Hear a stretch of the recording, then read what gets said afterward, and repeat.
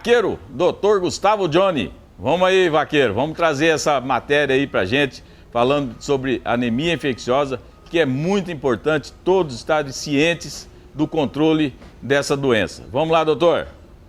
E aí, meu amigo vaqueiro Nilson, estamos mais uma vez aqui no Cavalo e Companhia, na Dica Veterinária, diretamente do Circuito Morena de Laço Comprido. Um grande abraço para todo mundo envolvido aí, né, nessa linda festa. Hoje nós vamos falar um pouquinho sobre a anemia infecciosa equina, né, uma doença de extrema importância, né, para os nossos cavalos, né. Essa é um dos temas abordados no nosso curso de auxiliar veterinário também lá na Unicam, tá? Se tiver interesse pode nos procurar aí. Nós vamos abordar um pouquinho hoje sobre o que é a anemia infecciosa equina e o que a legislação diz sobre a doença. Então, a anemia infecciosa equina é uma doença viral, né, que acomete os equinos, né, e ela causa, né, a principal manifestação clínica dela é uma anemia, que é uma diminuição das células vermelhas do sangue, né. Então, o principal sinal clínico, por isso desse nome anemia, né. É uma doença que é transmitida através do sangue, né, através da mutuca, né, da mosca dos estábulos, né.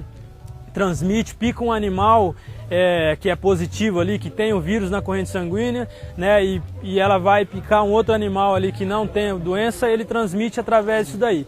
Hoje nós sabemos que a principal contaminação dos animais em áreas endêmicas, né, como o nosso Pantanal, é através dos materiais contaminados e não somente pela mutuca, né? Então nós sabemos hoje, né, que as agulhas contaminadas, agulhas sujas, o material usado nos animais como os freios, né, arreios, as esporas, todos esses materiais são responsáveis também por transmissão da doença e são, né, os principais materiais que transmitem a doença. É muito comum a gente ouvir, né, quando vai no Pantanal ou quando conversa com alguém que trabalha na região do Pantanal, que os animais que são domados, né, a maioria são positivos e os animais que são chucros são negativos. Por quê? Justamente por conta disso, né? Compartilhamento desses materiais, freio, arreio, esporas, né?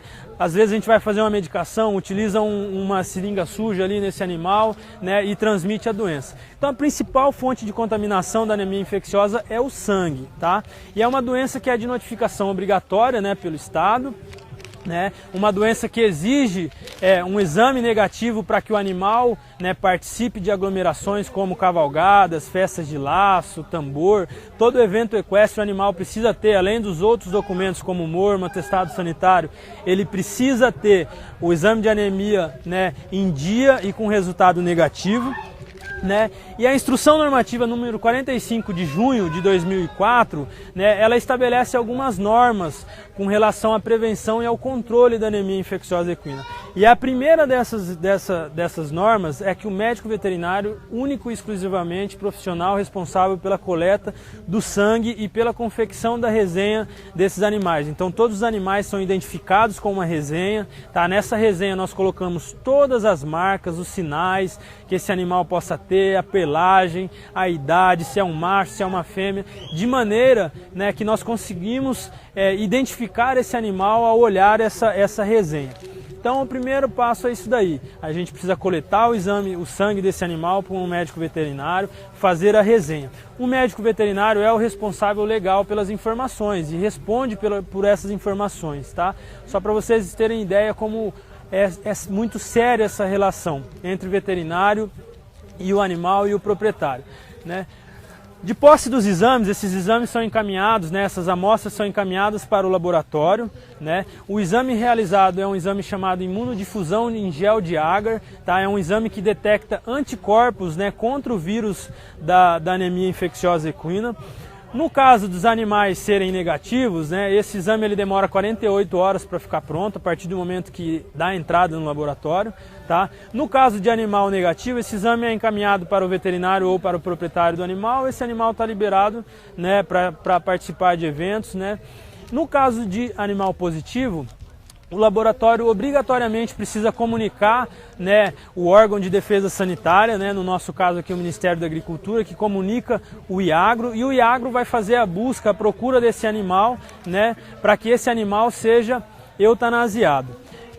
O proprietário, nos casos de que o animal seja considerado positivo, o proprietário tem o direito a uma contraprova, que é um exame realizado, né, com o mesmo sangue que foi coletado pelo veterinário particular, o veterinário autônomo que foi na propriedade. Esse sangue, essa amostra, o laboratório obrigatoriamente precisa guardar uma alíquota dela para uma futura contraprova e o proprietário tem o direito dessa contraprova. Existe também na legislação um reteste. O reteste, ele é feito uma nova coleta por um veterinário oficial, né, e enviado para um laboratório oficial também. Então são as maneiras de diagnóstico da doença.